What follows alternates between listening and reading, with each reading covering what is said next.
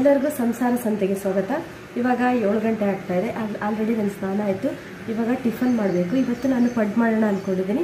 ನೋಡೋಣ ಬನ್ನಿ ನಮ್ಮ ಸಂತೆಯಲ್ಲಿ ಏನೇನು ನಡೆಯುತ್ತೆ, ಮುಂದೆ ಏನೇನು ಅಡುಗೆ ಮಾಡ್ತೀನಿ. ಬೆಳಗ್ಗೆ ಎದ್ದು ವೆಜಿಟೇಬಲ್ಸ್ ಪಡ್ ಮಾಡಿದೆ. ನಾನು ಎಲ್ಲ ವೆಜಿಟೇಬಲ್ಸ್ ಎಲ್ಲ ಕಟ್ ಮಾಡಿ ಹಾಕಿದೆ. ಈ ಥರ ಪಡ್ಡು ಇನ್ನೊಂದು ಸಲ ನೀವು ಹೇಗೆ ಮಾಡೋದು ಅಂತ ಹೇಳ್ತೀನಿ ನಾನು. ಈ ಪಡ್ಡು ಮಕ್ಕಳಿಗೆ ತುಂಬಾ ಇಷ್ಟ ಆಗುತ್ತೆ. ಯಾವ ಮಕ್ಕಳು ವೆಜಿಟೇಬಲ್ಸ್ ತಿನ್ನೋದಿಲ್ವೋ ಆ ಮಕ್ಕಳಿಗೆ ಈ ಥರ ಮಿಕ್ಸ್ ವೆಜಿಟೇಬಲ್ಸ್ ಹಾಕಿ ಪಡ್ ಮಾಡಿಕೊಡ್ಬೋದು. ತುಂಬ ಚೆನ್ನಾಗಿರುತ್ತೆ. ಟೇಸ್ಟು ತುಂಬ ಚೇಂಜ್ ಆಗಿರುತ್ತೆ.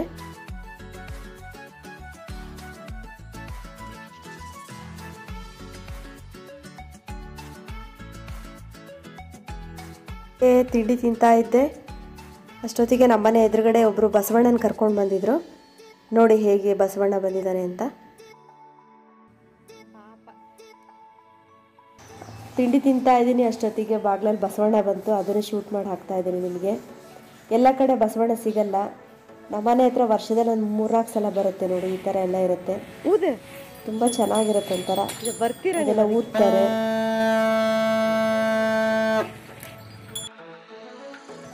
ಆ್ಯಕ್ಚುಲಿ ಮಹಿಳೆಯರಿಗೆ ಊದ್ಲಿಕ್ಕೆಲ್ಲ ಅಷ್ಟು ಹಾಡೆಲ್ಲ ಊದ್ಲಿಕ್ಕೆ ಬರಲ್ಲ. ಇಷ್ಟಪ್ಪೇ ಅಂತ ಅಷ್ಟೇ ಅಂತಾರೆ. ಯಾರ್ಯಾರು ಗಂಡು ಮಕ್ಕಳು ಬಸವಣ್ಣ ತಂದರೆ ತುಂಬ ಚೆನ್ನಾಗಿ ಊದ್ತಾ ಇರ್ತಾರೆ. ನಾನು ನಿಜವಾಗ್ಲೂ ಅವ್ರು ನಿಲ್ಲಿಸಿ ಊದಿಸಿ ಕಳಿಸ್ತೀನಿ. ಒಳ್ಳೊಳ್ಳೆ ಸಾಂಗ್ಸ್ ಎಲ್ಲ ಊದ್ತಾ ಇರ್ತಾರೆ ಅದರಲ್ಲಿ. ಬಸವಣ್ಣ ನೋಡ್ತಾ ನೋಡ್ತಾ ಸಣ್ಣ ಪುಟ್ಟ ಕೆಲಸ ಮಾಡ್ಕೊಡೋದ್ರೊಳಗೆ ಆಗಲೇ 12:30 ಆಗೇ ಬಿಡ್ತು. ನಾವು 1:30 ಒಳಗೆ ಅಡುಗೆ ಮಾಡಲೇಬೇಕು. ಯಾಕಂದರೆ ನಮ್ಮ ಮನೆಯವ್ರು ಆಫೀಸಿಂದ ಊಟಕ್ಕೆ ಬಂದೇ ಬಿಡ್ತಾರೆ. ಇವಾಗ ನಾನು ಕ್ಯಾಬೇಜ್ ಪಲ್ಯ ಮಾಡೋಣ ಅಂದ್ಕೊತಾ ಇದ್ದೀನಿ. ಇದೊಂಥರ ಹೊಸ ಟೈಪ್ ಪಲ್ಯ ಮಾಡ್ತೀನಿ ನೋಡಿ. ಈ ಥರ ಕ್ಯಾಬೇಜ್ ಸಣ್ಣ ಹೆಚ್ಕೊಂಡ್ಬಿಟ್ಟು ಹೆಚ್ಚಾದಮೇಲೆ ತೊಳ್ಕೊಬೇಕು 1-2 ಸಲ. ಅದೊಂಥರ ಔಷಧಿ ಸ್ಮೆಲ್ ಇರುತ್ತೆ.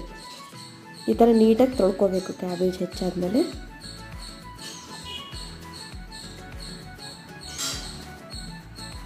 ನಾನು ಕ್ಯಾಬೇಜ್ ಪಲ್ಯ ಮದುವೆ ಮನೆ ಸ್ಟೈಲಲ್ಲಿ ಹೇಗೆ ಮಾಡ್ತಾರೆ ಅನ್ನೋದನ್ನು ನೋಡೋಣ.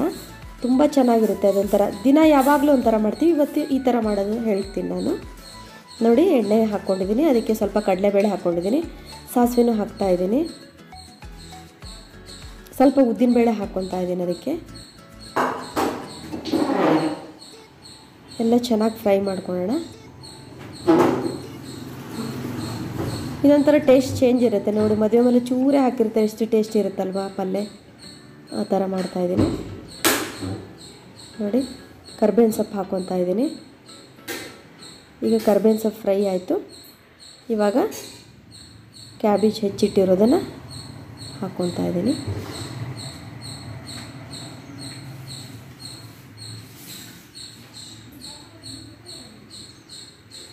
ಹಬ್ಬಕ್ಕೆಲ್ಲ ತುಂಬ ಚೆನ್ನಾಗಿರುತ್ತೆ ಈ ಥರ ಪಲ್ಯ. ಒಂಥರ ಸ್ಪೆಷಲ್ ಟೇಸ್ಟ್ ಕೊಡುತ್ತೆ ಸೈಡ್ಸಲ್ಲಿ.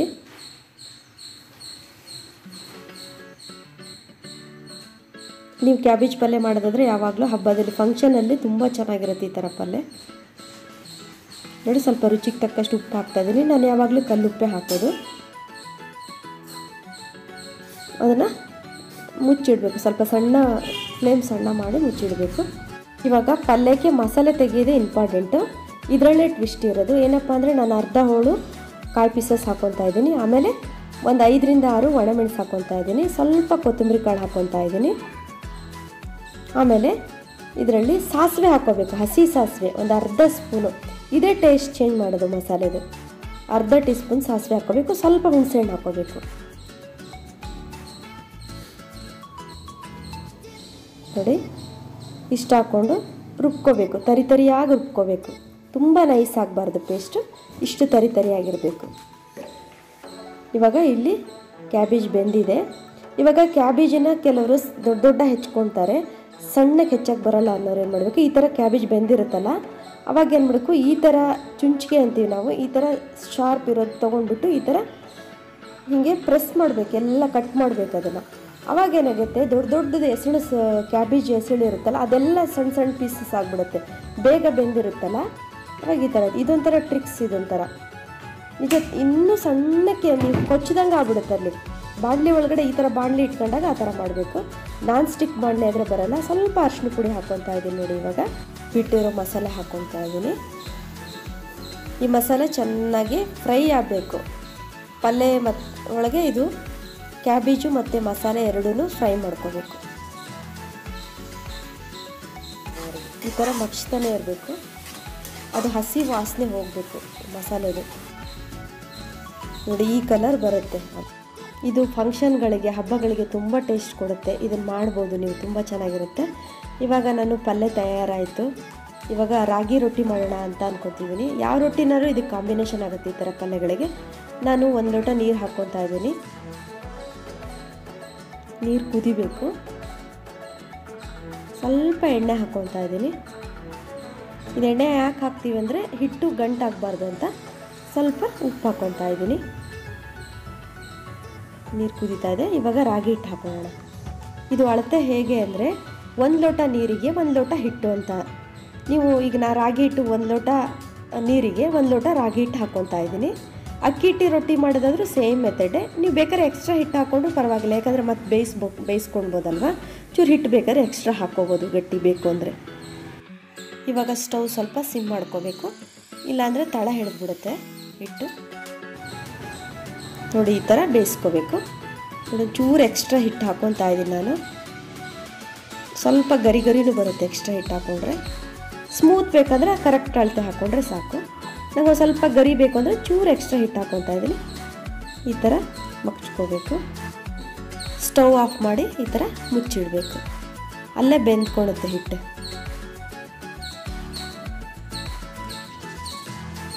ಇವಾಗ ಸ್ವಲ್ಪ ಹಿಟ್ಟು ಆರಿದ ಮೇಲೆ ಈ ಥರ ನಾದ್ಕೋಬೇಕು. ಗಂಟಿಲ್ಲದ ರೀತಿ ಚೆನ್ನಾಗಿ ನಾದ್ಕೋಬೇಕು ಹಿಟ್ಟನ್ನು. ಈ ಥರ ಚೆನ್ನಾಗಿ ನಾದ್ಕೋಬೇಕು. ಚೆನ್ನಾಗಿ ನಾದ್ಕೊಂಡ್ರೆ ರೊಟ್ಟಿನೂ ತುಂಬ ಚೆನ್ನಾಗಿ ಬರುತ್ತೆ.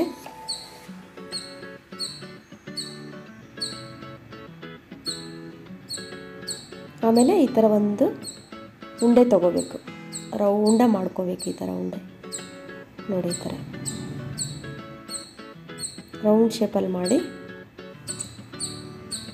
ಇದನ್ನು ಹಿಟ್ಟಲ್ಲಿ ಅದ್ದಬೇಕು. ಈ ಥರ ಹಿಟ್ಟು ಹಚ್ಕೋಬೇಕು. ಆಮೇಲೆ ನಾವು ಯಾವ್ದ್ರ ಮೇಲೆ ರೊಟ್ಟಿ ಲಟ್ಟಿಸ್ತೀವೋ ಅಲ್ಲಿಗೆ ಹಿಟ್ಟು ಹಾಕ್ಕೋಬೇಕು. ನಾನು ಅಲ್ಲೇ ಗ್ಯಾಸ್ ಕಟ್ಟೆ ಮೇಲೆ ಮಾಡ್ತಾಯಿದ್ದೀನಿ. ಅಲ್ಲೇ ಹಿಟ್ಟು ಹಚ್ಕೊಂಡಿದ್ದೀನಿ ನೋಡಿ. ಈ ಥರ ಸ್ವಲ್ಪ ಈಗ ಅಗಲ ಮಾಡ್ಕೋಬೇಕು ನಿಧಾನ.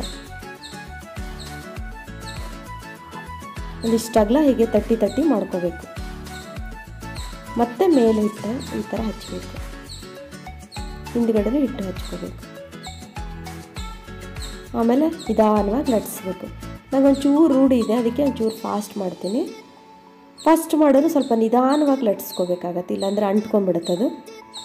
ನೋಡಿ ಈ ಥರ ಲಟ್ಟಿಸ್ಬೇಕು.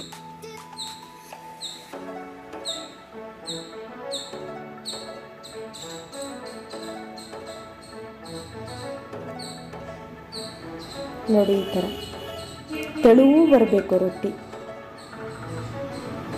ನೋಡಿ ಈ ಥರ ತುಂಬ ತೆಳುವಾಗಬೇಕು. ಆಮೇಲೆ ಇಲ್ಲಿ ಹಂಚು ಕಾಯ್ಲಿಕ್ಕೆ ಇಟ್ಕೊಂಡಿದ್ದೀನಿ ನಾನು. ರೊಟ್ಟಿ ಹಂಚು ಹಾಕಿದ್ದೀನಿ.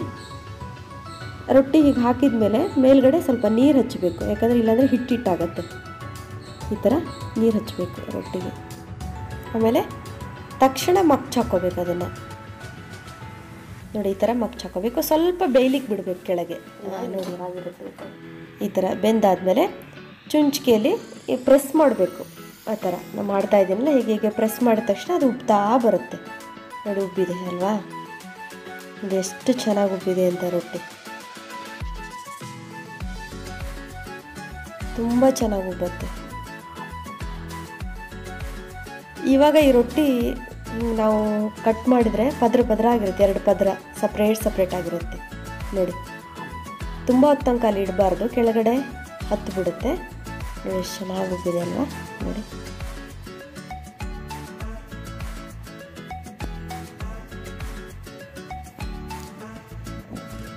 ನೋಡಿ ಬೆಲೂನ್ ಥರ ಆಗಿದೆ. ನೀವು ಈ ಥರ ರಾಗಿ ರೊಟ್ಟಿ ಮಾಡಿ, ಟೇಸ್ಟ್ ಇರುತ್ತೆ. ಈ ಥರ ಮಾಡಿಕೊಂಡ್ರೆ ತುಂಬ ಚೆನ್ನಾಗಿ ಟೇಸ್ಟ್ ಇರುತ್ತೆ ರೊಟ್ಟಿ.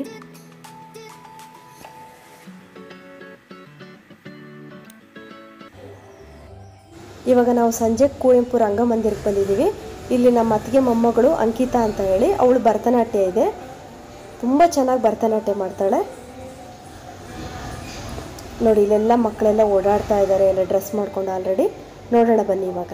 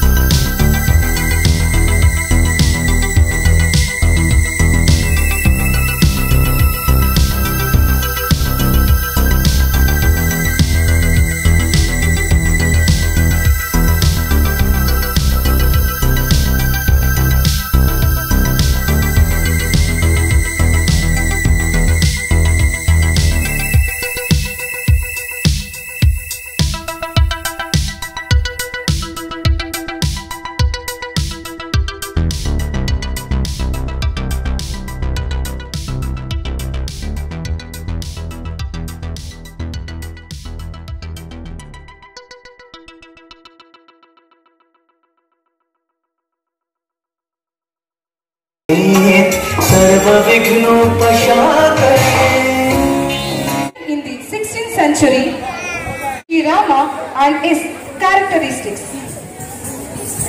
Video.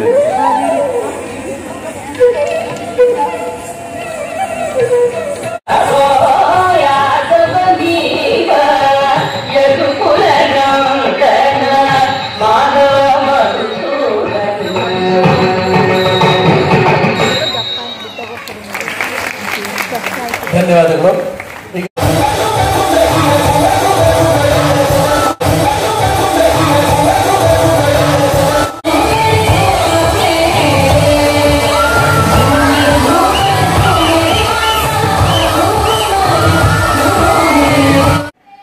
ಇದುವರೆಗೂ ನನ್ನ ವಿಡಿಯೋ ನೋಡೋದಕ್ಕೆ ನಿಮಗೆಲ್ಲರಿಗೂ ಧನ್ಯವಾದಗಳು. ನನ್ನ ವಿಡಿಯೋ ನಿಮಗೆ ಇಷ್ಟ ಆಯಿತು ತಾನೆ?